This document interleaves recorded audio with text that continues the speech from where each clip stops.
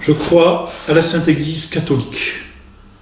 Continuons, si vous le voulez bien, à développer la notion d'autorité dans l'Église.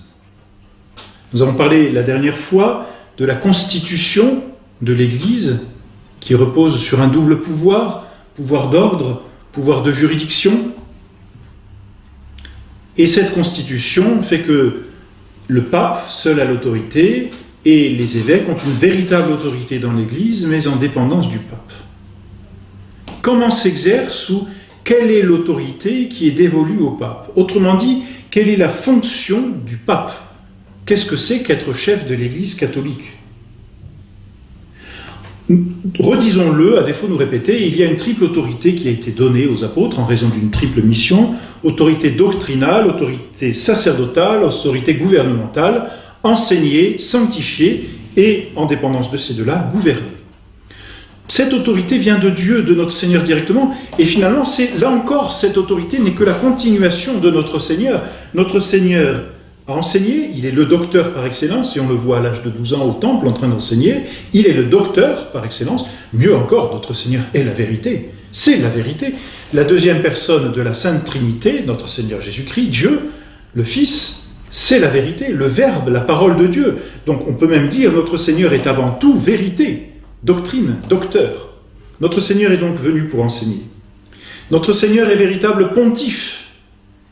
Il est le prêtre par excellence depuis sa conception dans le sein virginal de la très sainte Vierge Marie, au jour de l'Annonciation. Il est déjà prêtre pour l'éternité. Et ce pontificat, il l'exerce de façon suprême sur la croix, où il réalise véritablement et étymologiquement l'œuvre du pontife, c'est-à-dire qu'il est le pont, celui qui établit le pont entre Dieu et les hommes. Il est donc le véritable pontife qui fait monter les prières des hommes à Dieu, mais qui fait descendre les grâces de sanctification de Dieu aux hommes. Docteur, pontife, notre Seigneur est roi. Je suis roi, tu l'as dit notre Seigneur à Ponce Pilate. Il est roi, donc il a une véritable autorité pour gouverner. Mais attention, cette autorité de notre Seigneur qu'il va transmettre avec ses deux autres pouvoirs, qu'il va transmettre à Saint-Pierre et aux successeurs, ne leur a pas été dévolue à ses successeurs pour faire n'importe quoi. Quand notre Seigneur affirme qu'il est roi, il ajoute aussitôt, et c'est très intéressant, « Je suis venu pour rendre témoignage à la vérité ». C'est Saint Jean qui le note dans son évangile, et c'est dans la même réponse que notre Seigneur fait à Pilate. « Oui, tu l'as dit, je suis roi. Je suis venu, je suis né dans ce monde pour rendre témoignage à la vérité. Quiconque écoute ma voix est de la vérité. » Donc on voit, et c'est très intéressant, que le gouvernement et la royauté de notre Seigneur Jésus-Christ est ordonné à la vérité. Et là donc, on a finalement toute la définition de l'autorité des papes, autorité de notre Seigneur transmise au pape qui est le vicaire, autrement dit qui tient la place de notre Seigneur Jésus-Christ. Voyez pourquoi donc le pape ne peut pas faire n'importe quoi, en ce sens qu'il n'a pas une autorité par laquelle il pourrait décider ce qu'il voudrait. Non, comme il est vicaire, il doit, on peut dire, se mouler autant que possible à notre Seigneur Jésus-Christ et exercer son autorité en fonction de ce que notre Seigneur veut. Gouverner comme notre Seigneur le veut, enseigner la doctrine de notre Seigneur et être le véritable pontife intermédiaire entre Dieu et les hommes, celui qui dispense les grâces. Or, notre Seigneur dit « Je suis né dans le monde pour rendre témoignage à la vérité ». La première fonction du pape, c'est d'être docteur, c'est une fonction doctrinale, celle par laquelle il continue de transmettre la vérité révélée par notre Seigneur Jésus-Christ. Car la vérité de l'Église, la vérité qui est le trésor de l'Église, ça n'est pas la vérité d'un homme, c'est la vérité de Dieu. Dieu seul a pouvoir sur cette vérité. Dieu seul peut révéler cette vérité. Le pape n'en est que le gardien et le défenseur. Gardien et défenseur de la vérité révélée. Oh, on dira, mais il y a eu de nouvelles vérités au niveau du temps. Non, il n'y a pas eu de nouvelles vérités en ce sens un nouveau dogme aurait été inventé. Il y a une nouvelle explicitation d'une vérité qui était déjà contenue implicitement, mais pas encore assez découverte.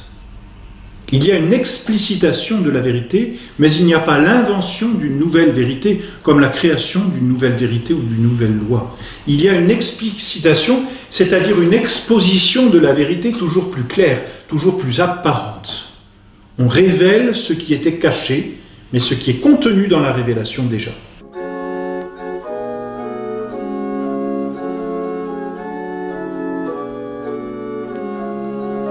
Le pape est donc le gardien et le défenseur de la vérité révélée.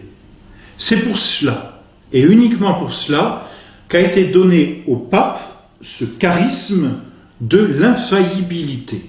L'infaillibilité a été donnée au pape pour pouvoir conserver et développer les vérités contenues dans la révélation. Le pape n'est pas infaillible de façon permanente. C'est-à-dire que l'infaillibilité du pape n'est pas comme une espèce de manteau ou qualité qui serait inhérente au pape de façon habituelle. L'infaillibilité, c'est une action transitoire et temporelle du Saint-Esprit sur le pape, par laquelle elle garantit au pape l'infaillibilité d'une vérité, c'est-à-dire la certitude de la vérité, tout simplement.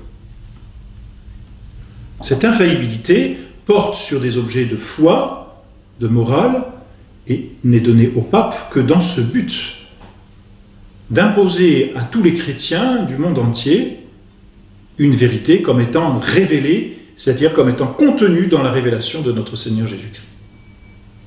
Cette infaillibilité pontificale a été utilisée, peut-on dire la dernière fois, par le pape Pie XII, lorsque, au monde entier, il a proclamé le dogme de l'Assomption, qui était contenu de façon implicite. Ce n'est pas une nouvelle vérité qu'il a inventée, c'est une vérité déjà contenue de façon implicite, et dans l'Écriture et dans la tradition, nous avons vu ces deux sources de la révélation.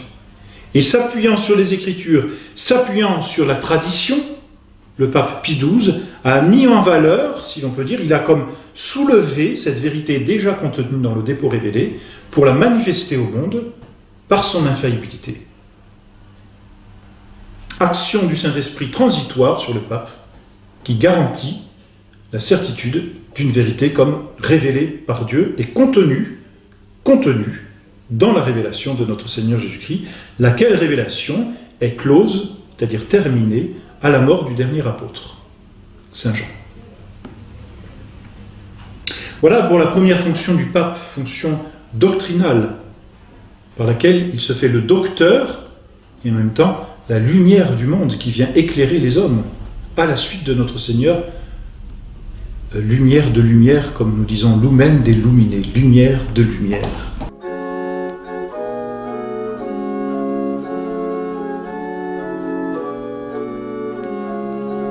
Et c'est en fonction de ce pouvoir doctrinal que le pape a un pouvoir de gouvernement. C'est en fonction de la doctrine et pour la protection et la propagation de la doctrine sacrée, révélée, que le pape fait des lois, régit la discipline, institue des évêques et en même temps réunit, s'il le veut, des conciles, comme ça s'est fait souvent dans les premiers siècles de l'Église, pour protéger la doctrine. Voilà donc pour l'autorité de l'Église. Peut-être pour aller un peu plus loin, disons que les évêques ont aussi une véritable autorité dans l'Église, véritable autorité d'enseigner, de sanctifier et de gouvernement. De droit divin, ils ont cette autorité pleine. Mais il est vrai que les évêques, en matière d'enseignement, s'en remettent habituellement au pape, pasteur de tous les pasteurs. Il n'en reste pas moins vrai qu'ils ont un véritable pouvoir d'enseignement, de sanctification, de gouvernement dans leur diocèse. Le pape, lui, a l'autorité de façon principale et absolue dans l'Église. Les évêques ont cette autorité de façon secondaire et en dépendance du pape, mais réelle. Alors après, dans l'Église, entre le pape et les évêques, il y a différents titres honorifiques, différentes autorités, osera-t-on dire, en fonction des lieux, en fonction des temps, donc différents mots qui seront utilisés dans le jargon ecclésiastique, si l'on peut dire. Parlons tout d'abord des conciles. Les conciles sont, de façon générale, des assemblées d'évêques. Il existe deux sortes de conciles. Il existe les conciles écuméniques qui rassemblent tous les évêques du monde entier, et c'est le pape qui rassemble les évêques. Et les évêques qui sont rassemblés et invités par le pape tiennent à ce moment-là leur autorité universelle du pape lui-même, se réunissent pour décider d'une vérité. Les conciles écuméniques ont toujours défendu les vérités et les dogmes de notre foi. Il y a ensuite d'autres conciles qu'on appelle les conciles particuliers ou provinciaux qu'un évêque métropolitain peut réunir avec les différents évêques de sa province. Ces conciles particuliers n'ont pas la même autorité que les conciles écuméniques. Et puis ensuite, dans l'Église, il y a, si je puis dire, comme un tas de grades qui peuvent exister, beaucoup de titres qui ne sont pas simplement honorifiques, mais qui traduisent parfois une certaine mission dans l'Église. Nous avons parlé du pape, pasteur suprême, et nous avons parlé des évêques. Chez les évêques, par exemple, on distingue les évêques qui ont une véritable juridiction, des évêques qui n'ont pas de juridiction et qui ne sont simplement des évêques titulaires. On entend aussi parmi les évêques parfois le nom de patriarche ou de primat. Ce sont des distinctions honorifiques, souvent liées pour les patriarcats à des églises qui ont eu un certain honneur, par exemple celle de Rome, puisque c'est là que se trouve le chef de l'Église universelle, mais Jérusalem aussi, parce que ça a été la première Église, l'Église de Constantinople aussi. Enfin, il y a quelques patriarches dans l'Église qui sont des évêques ayant une certaine primauté d'honneur en raison de l'histoire de leur propre diocèse dans lequel ils se trouvent. Il existe aussi des primats. Un primat, c'était un archevêque qui dirigeait un royaume entier ou une contrée déterminée. Aujourd'hui, les primats n'ont plus ce pouvoir, ça n'est plus qu'un titre honorifique. En France, le primat des Gaules, c'est l'évêque, l'archevêque de Lyon. Il n'a pas de pouvoir, il n'a plus de pouvoir sur la France entière, mais il garde le titre. En revanche, il existe toujours des archevêques qui sont des évêques, mais qui ont un pouvoir sur plusieurs diocèses.